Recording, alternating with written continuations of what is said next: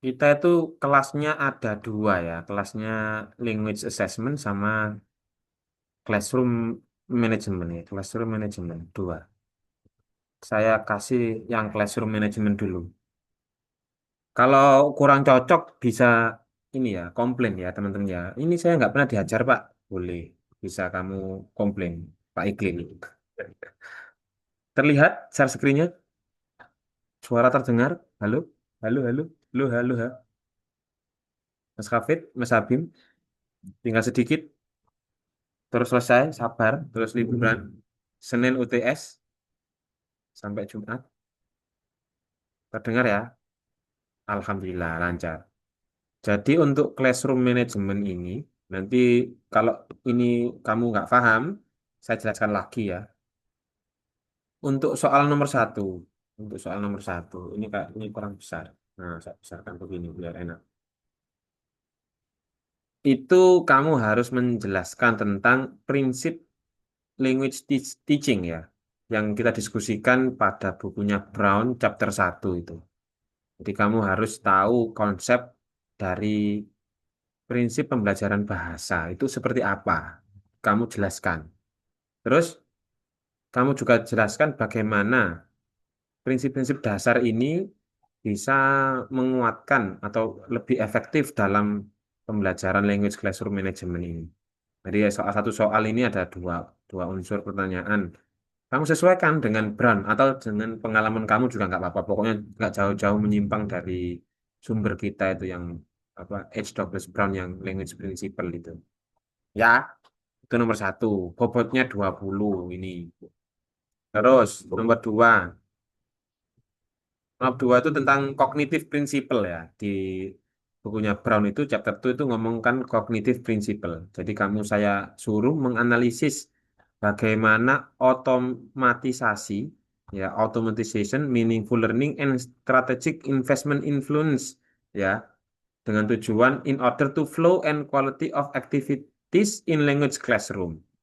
Jadi saat pertama itu saya suruh kamu menganalisis bagaimana Cognitive principle ini bisa fokus di meaningful learning, strategic of investment influence, terus flow of language, quality of activities, and in a language classroom. Ini maksudnya apa di chapter 2? Kalau masih lupa, kamu buka lagi, kamu download, terus kamu pahami ya.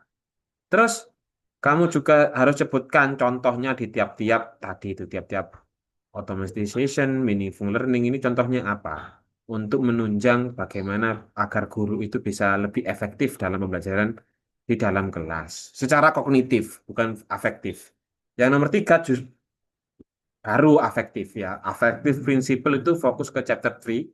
Jadi kamu harus meng-highlight apa itu self-esteem, apa itu risk-taking, apa itu anxiety. Jadi kamu jelaskan tiga ini, terus kamu jelaskan juga bagaimana guru-guru atau kamu sendiri bisa mengatasi, memanage eh, affective faktor itu untuk mencegah konflik minor di dalam kelas.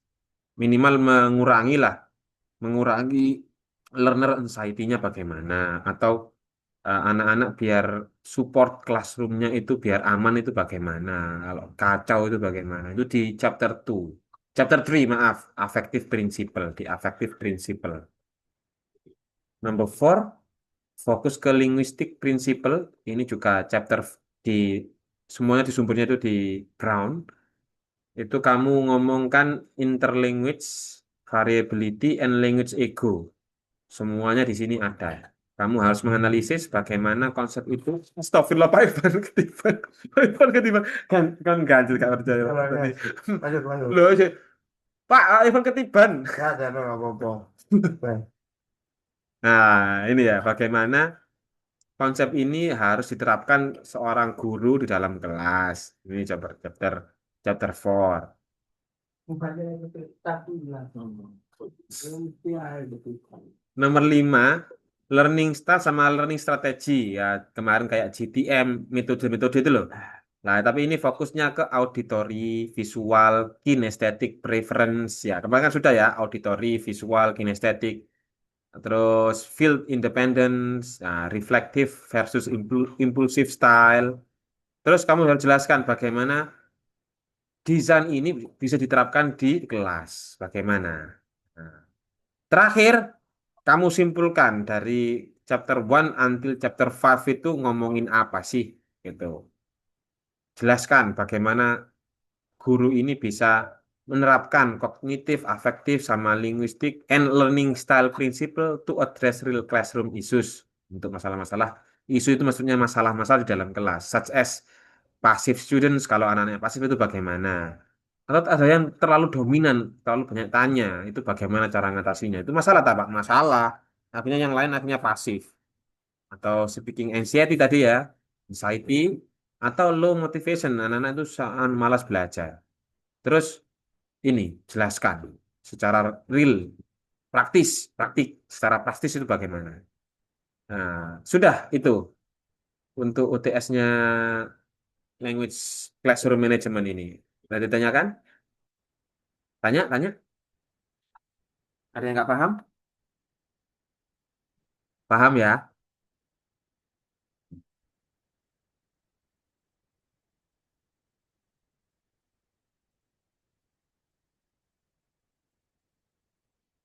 Kalau yang language assessment ada ini UTS-nya sama kayak tadi itu.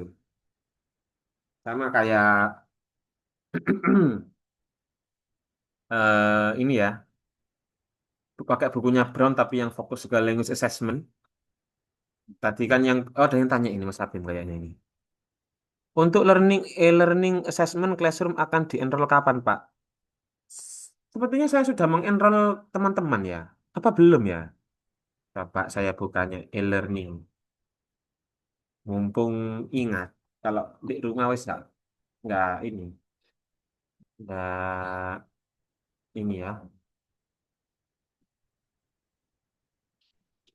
Oh ini kan, oh salah ini. E-learningnya UT ini.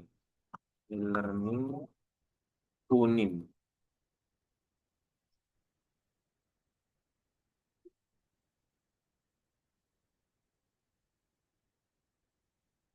Ya, tunggu ya, sabar ya.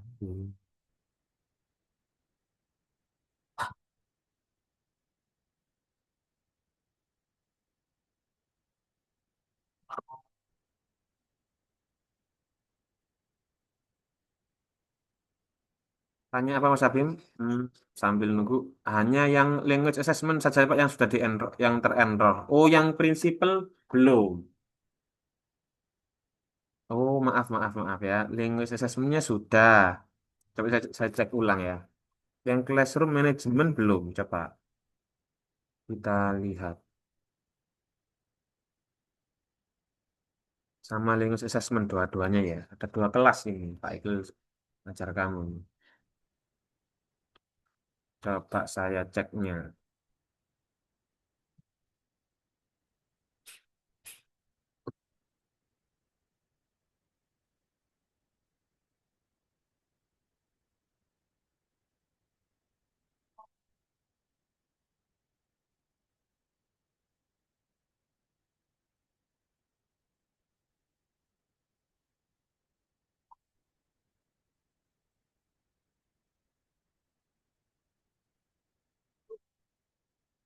Ini untuk mata kuliah language assessment, Mas Abim sama Mas Hafid sudah.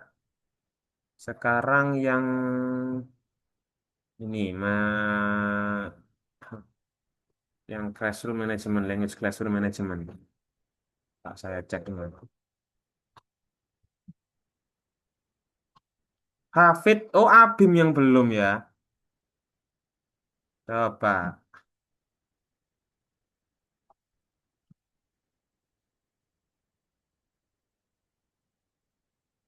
Abim Nabawi nih. Ya, bener ya, ini ya.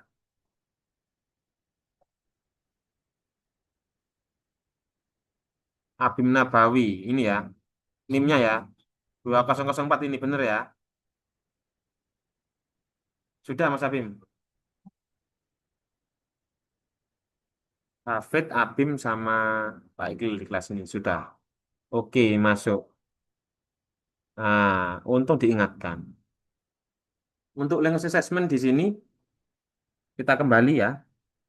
Sama kayak tadi, cuman ini 5 soal, tadi 6 soal ya. Sekarang 5 soal. Nomor satu tentang kamu harus bisa membedakan antaranya testing, assessment, sama teaching. Bedanya apa? Terus kasih contoh.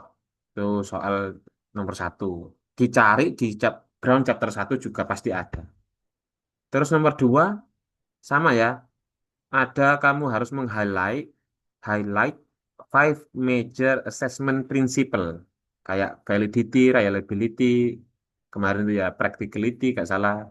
Sampai washback itu apa itu maksudnya?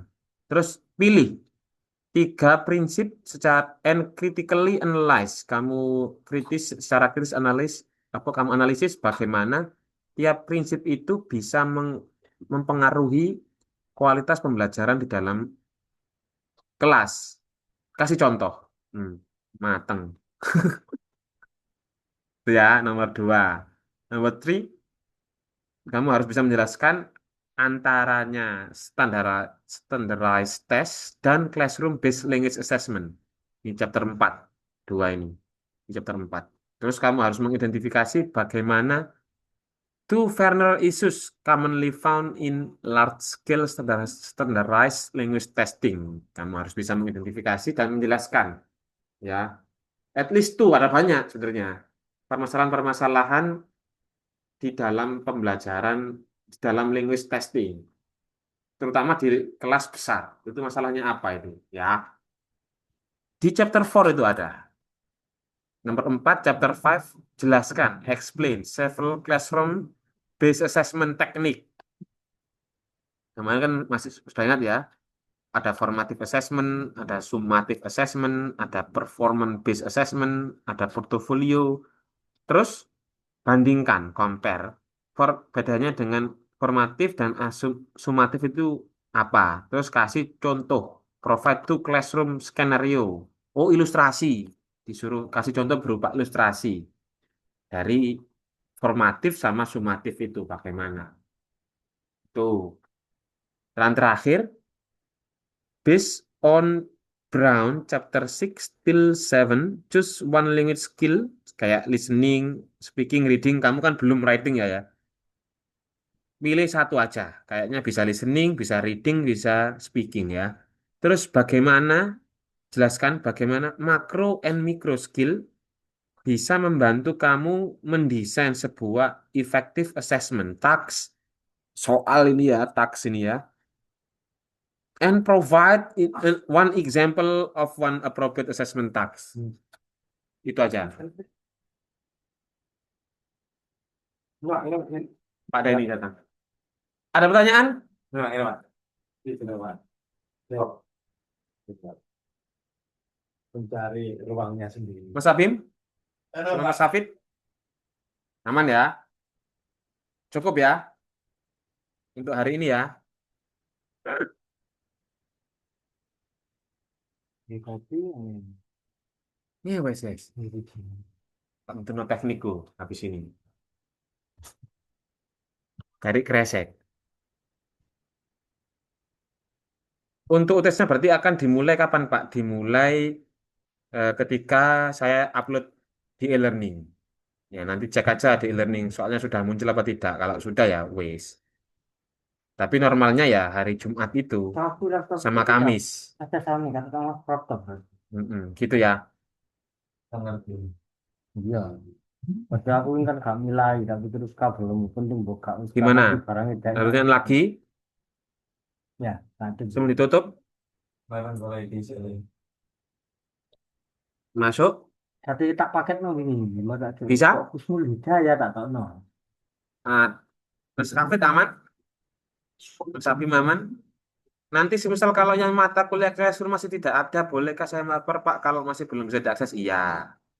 Dicek dulu kalau masih bisa belum diakses, kamu WA Pak Iqlil. Jangan takut-takut ya. Oke, sudah. Ada tamu Pak Iqlil. Kita cukupkan hari ini. Sekian ya. Semoga bermanfaat. Selamat menjalankan UTS. Terima kasih. Assalamualaikum warahmatullahi wabarakatuh. Wah, aku tak iya, Pak. Tadi Waalaikumsalam warahmatullahi berapa wabarakatuh. ya? Makasih, Pak. Ya, sama-sama Mas Hafid. Aku apa nih? Apa? Apa? Apa yang? Hah? Ngekosnya gini tuh.